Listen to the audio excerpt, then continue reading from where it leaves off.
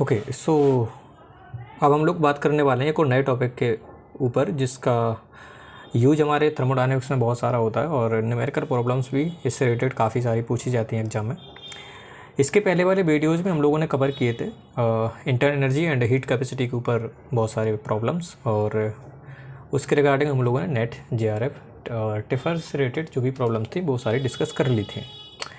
सो इस वीडियो को स्टार्ट करते हैं और प्रिंसिपल का नाम है कैलोमेट्री प्रिंसिपल। अभी कैलोमेट्री प्रिंसिपल जो आपका थर्मोडायनेमिक्स की जो प्रॉब्लम्स है रिलेटेड टू आपका इक्विलिब्रियम में जो टेम्परेचर आपसे पूछा जाता है, तो उसके बेस पे हमारा जो प्रिंसिपल यूज होगा उसी के बेस पे हम लोग सारी प्रॉब्लम्स को सॉल्व करेंगे।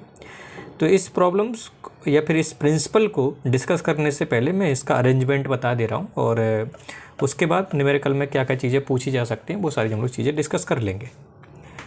तो सेटअप कुछ इस तरीके से है कि आपके पास दो सिस्टम है, सिस्टम 1 सिस्टम 2, और दोनों सिस्टम में जो टेम्परेचर है वो डिफरेंट है। इसका टेम्परेचर T1 है, इसका टेम्परेचर T2 है।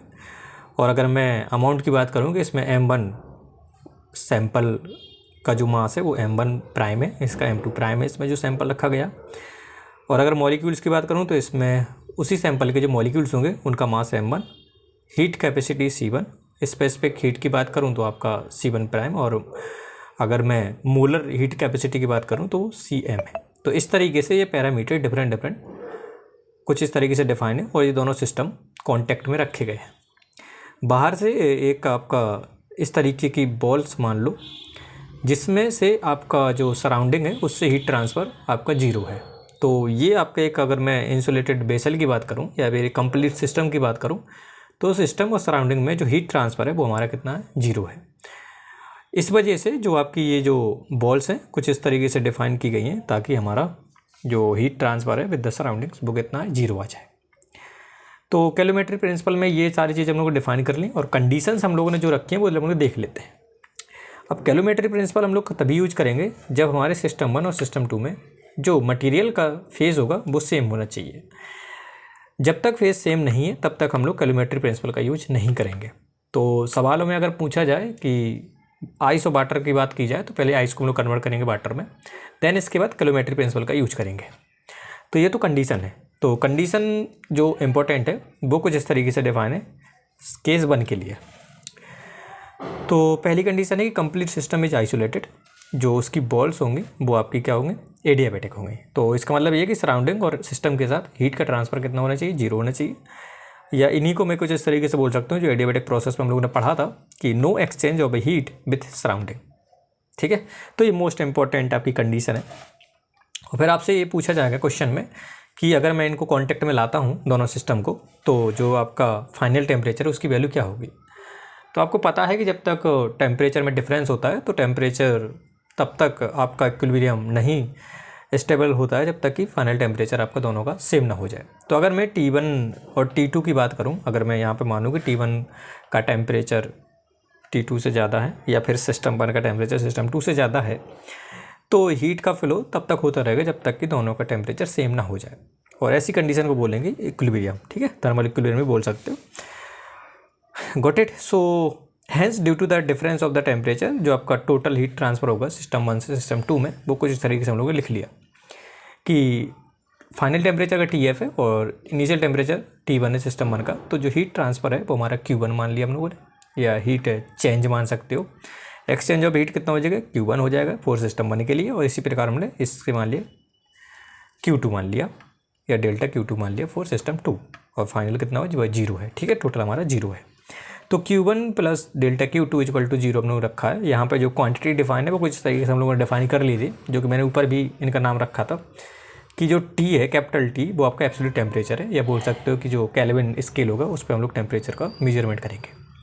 M प्राइम जो है मास ऑफ सिस्टम और सैंपल बोल सकते हो, M जो है मास ऑफ ईच मॉलिक्यूल, और कैपिटल M मोलर मास है, N आपका नंबर ऑफ मॉलिक्यूल्स बोल सकते हो, N जो स्मॉल n है वो नंबर ऑफ मोल्स है, C prime heat capacity, Cm molar heat capacity, और C की वैल्यू स्पेसिफिक हीट रखा गया। सो ये डिफरेंट पैरामीटर्स थे जो हम लोगों ने अपने पहले ही डिस्कस कर लिया। तो यहाँ से अगर मैं थोड़ा सा और आगे बढ़ूँ for the final expression of T final, तो उसके लिए हम लोग क्या करेंगे, हीट एक्सचेंज हम लोगों ने जो डिफाइन किया था in terms of heat capacity, तो हम लोगों ने देखा था कि अगर मैं इनफाइनाइट एक्सचेंज देखूँ तो dq1 होगा, इसका dq2 होगा, और अगर मैं टोटल निकालना चाहूँ तो इंटीग्रेशन होगा, कुछ इस तरीके से डिफाइन था। तो जब मैं dq1 की बात करता हूँ तो वो हो जाएगा c1 prime dt plus c2 prime dt, और अगर टोटल चेंज देखना चाहता हूँ तो मैं इंटीग्रेशन करूँगा डिफरेंट टर्म्स के लिए। तो q1 के लिए टोटल ये कुछ इस तरीके से डिफाइन कर लिया, और इसके लिए ये कर लिया, लिमिट आ जाएगा t1 से tf, इसी प्रकार t2 से tf होगा। कई बुक्स में आपको डायरेक्ट फार्मूला गिवन होता है, मैं पहले सारी कॉन्सेप्ट डिस्कस कर लेगा, फिर उसके बाद हम लोग डायरेक्ट फार्मूले की बात करेंगे। तो यहाँ पर tf जो है वो आपका फाइनल टेम्परेचर है, और स्केल जो रखी गई वो एब्सोल्यूट है। तो ध्यान रखिएगा, ये केल्विन के लिए हम लोग सारी चीज़ें कर रहे हैं। अगर हमारा जो हीट कैपेसिटीज़ है c1 प्राइम और c2 प्राइम जो हीट कैपेसिटी है वो अगर टेम्परेचर से इंडिपेंडेंट है तो इंटीग्रेशन के बाहर रख सकते हैं इनको, और यहाँ से हमारा जो एक्सप्रेशन निकलेगा वो निकलेगा c1 prime tf minus t1 plus c2 prime tf minus t2 equal to 0। और यहाँ से मैं जब tf का फाइनल एक्सप्रेशन निकालता हूँ तो निकल के आता है c1 prime t1 plus c2 prime t2 divided by c1 prime plus c2 prime. ठीक है, तो ये तो हम लोगों ने हीट कैपेसिटी के ऊपर बात कर ली। अगर मान के चलो हमारे पास मोलर हीट कैपेसिटी है, तो मैंने आपको बताया था जब मोलर हीट कैपेसिटी अगर डिफाइन है और उसके रिलेशन बताया था विथ हीट कैपेसिटी, वो कुछ इस तरीके से डिफाइन किया था। c1 प्राइम इक्वल टू कितना था, मोलर की बात कर रहा तो स्मॉल m इंटू c1। तो वही यहाँ मैंने यहाँ पे पुट किया, मोलर की बात कर रहा तो हम सॉरी फॉर दैट, ये हो जाएगा आपका मोल्स, नंबर ऑफ मोल्स। ठीक है, तो नंबर ऑफ मोल्स आपका n1 सिस्टम 1 के लिए, और ये आपका मोलर हीट कैपेसिटी है। तो c1 प्राइम को रिप्लेस कर दिया कुछ इस तरीके से, तो हमारा एक्सप्रेशन आ जाएगा इस तरीके से। और यही एक्सप्रेशन अगर मान के चलो सवाल में आपसे स्पेसिफिक हीट कैपेसिटी बोला गया, तब हम लोग यहाँ पे मास से मल्टीप्लाई करेंगे सैंपल का जो मास होगा। तो यहाँ पे c1 प्राइम को मैं कुछ इस तरीके से रिप्लेस करता हूँ, mass of sample 1 into c1 जो आपका स्पेसिफिक हीट है। तो ये तीन आपके फॉर्मूले हैं डिफरेंट हीट कैपेसिटी के लिए। Simple heat capacity c1 prime के टर्म्स में है, जब मोलर हीट कैपेसिटी होगा नंबर ऑफ मोल से मल्टीप्लाई करेंगे विथ मोलर हीट कैपेसिटी, और अगर स्पेसिफिक हीट की बात करें तो मास से मल्टीप्लाई करना पड़ेगा। ये तो क्या केस 1 की बात कर रहे थे। अगर मान के चलो दोनों मटेरियल सेम है, दोनों तरफ मान के चलो वाटर है या फिर लिक्विड की जो प्रॉपर्टी वो दोनों सेम है, तो तब वहाँ पर हम लोग कह सकते हैं कि अगर दोनों मटेरियल सेम है भाई, जैसे आइडियल गैस हो गए, दोनों तरफ आइडियल गैस है, या फिर आपका दोनों में लिक्विड में अगर वाटर भरा है दोनों साइड, तो दोनों की ऑब्वियसली मटेरियल सेम है तो आपकी स्पेसिफिक हीट भी सेम होगी। और अगर c1 इक्वल टू c2 है तो आपका जो ये वाला फार्मूला बनेगा वो कन्वर्ट हो जाएगा कुछ इस तरीके से, सिंपल सा मास मल्टीप्लाई होगा, यहाँ पे टोटल मास हो जाएगा। और अगर मटेरियल सेम है तो उसके लिए हम लोग ये भी कर सकते हैं कि जो हमारी हीट कैपेसिटी है वो भी इक्वल हो सकती है। अगर हीट कैपेसिटी इक्वल कर दूँ मैं, यहाँ पर आप लोग देख सकते हो, तो यहाँ से जो हमारा टी फाइनल निकलेगा वो निकलेगा average of t1 and t2। सो याद रखिएगा, जब हम लोग सेम मटेरियल की बात करते हैं, दोनों तरफ हमारा मटेरियल सेम है, तो उसके लिए हम लोग हीट कैपेसिटी की वैल्यू इक्वल रखते हैं, और उसके लिए हम लोग tf की फाइनल वैल्यू इसको इस तरीके से डिफाइन कर लेते हैं। तो ये तीन फार्मूले जनरल फार्मूले हैं, और ये हमारे इस कंडीशन में बेस हैं, तो ये हमारा फाइनल एक्सप्रेशन आ जाता है tf का। अब ये सवाल आप लोग फार्मूला बेस्ड भी कर सकते हो, या फिर जो प्रोसीजर आपको पहले बताया अगर उसको फॉलो करोगे लाइक दिस, यहाँ से स्टार्ट करोगे, तो आपके सवाल गलत होने के चांसेस बहुत कम होंगे। वरना आप यहाँ पे कंफ्यूज हो सकते हो कि आपका यहाँ पे टेम्परेचर नेगेटिव भी आ सकता है। ठीक है, तो ये चीज़ आप लोग ध्यान रखिएगा कि कब आपको कौन सी चीज़ लगानी है। तो याद रखिएगा जो फाइनल टेम्परेचर होगा वो आपका आंसर में t1 और t2 के बीच में आएगा। अगर ऐसा आंसर आता जो आपका इन दोनों के बीच में नहीं आता, तो कहीं ना कहीं आपकी कैलकुलेशन मिस्टेक हो सकती है।